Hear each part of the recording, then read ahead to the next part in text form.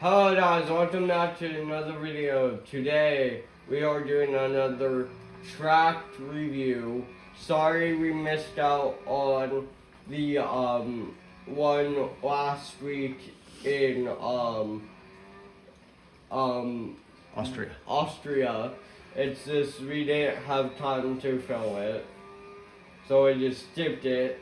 We will get to it eventually, but right now I'm just doing some qualifying for the race. Driving as a home favorite, I would say. I think many people would say, being Daniel Norris, and we qualified first.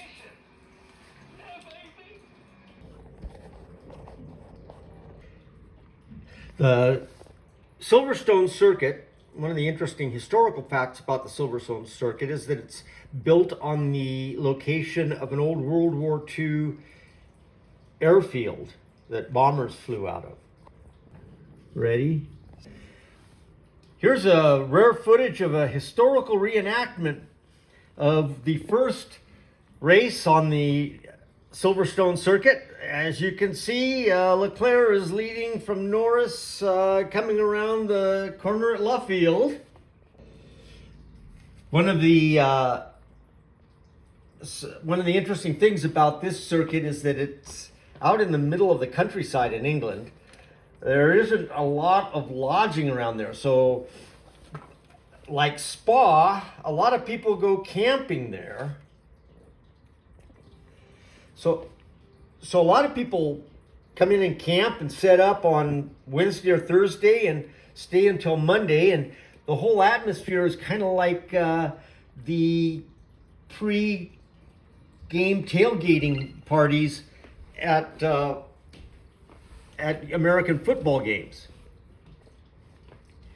But if you're thinking of going camping there, remember it is England, which means that it rains, and that's not the kind of tailgating atmosphere that is really that enjoyable. All right, here's the track as it's laid out now.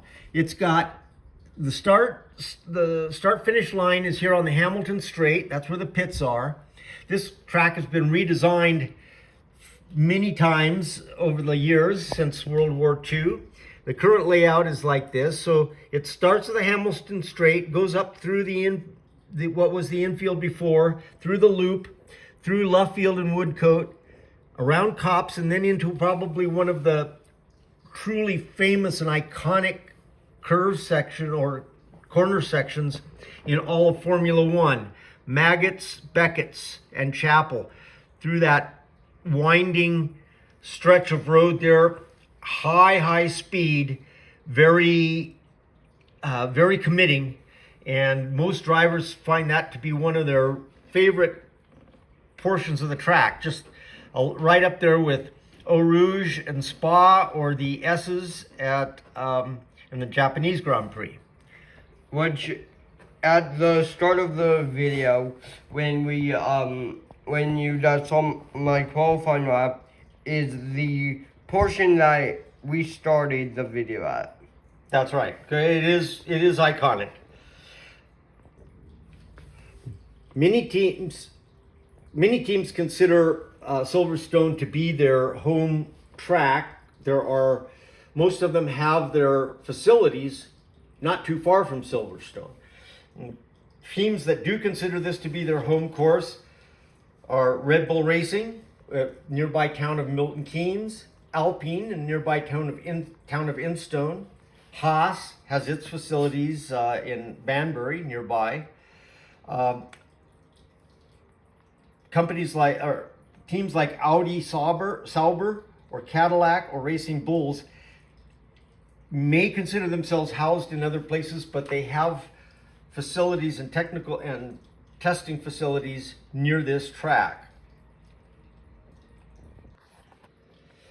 Also, given the prevalence of British drivers in Formula One, this is the home race for a large number of drivers. Most famously Lewis Hamilton, who always does well here, and George Russell, and Lando Norris, and Ollie Behrman and Arvid Lindblad. This is truly a classic Formula One course and one of the few that's been around since the start of the Formula One era.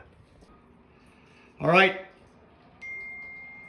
here we are on the track going down Hamilton Straight in the Abbey corner, left sweeping left-hander at Farm Curve, tighter right-hander at Village, and then into the very tight left-handed corner in the Loop and Aintree, the Loop Aintree complex.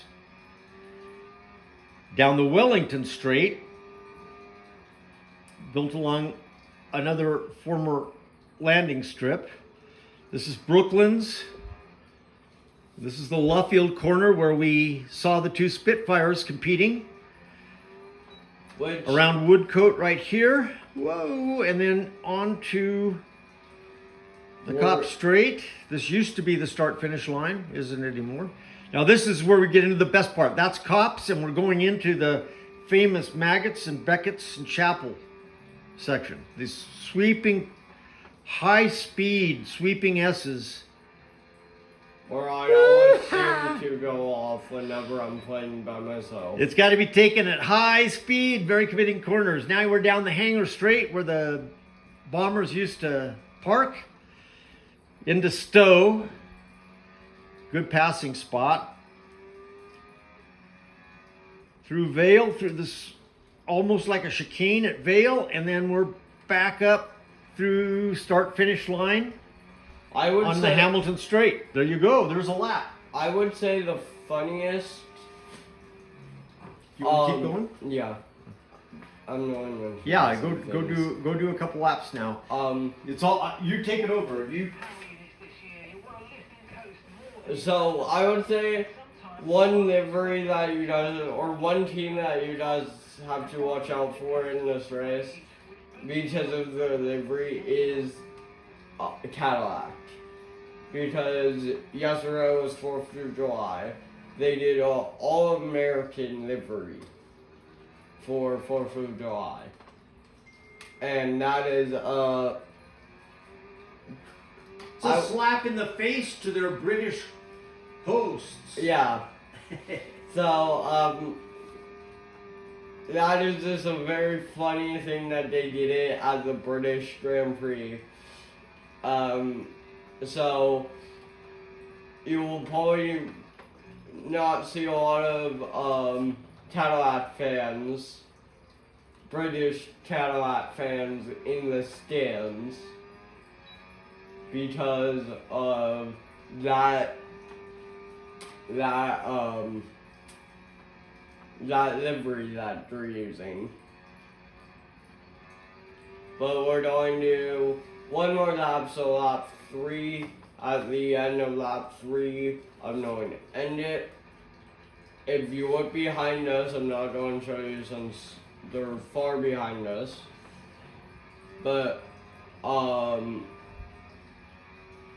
if you look on the scoreboard, Hamilton is fighting Piastri for the third place. And I just went off track, which sucks. Showing that this isn't genuinely one of my best tracks. I'm hoping to get better at it eventually, but I just haven't had the time to practice it. But it's a great track. Huh? It's one of the ones that Formula One drivers love the most, even the non-British drivers. Yeah. Which is surprising. Because it's challenging, right? Because it's challenging. Yeah, it's challenging. I go off a lot, like in these fast left-handers. But with the new 2026 cars, I'm actually doing better at this. Well, you're taking this one good. This is done. You're doing good on this one. Full speed through Beckett's and Maggots. So, I have high hopes for all the British drivers, since Arvid Lindblad started off the year on a high. Let's hope that he brings that back in today's Grand Prix.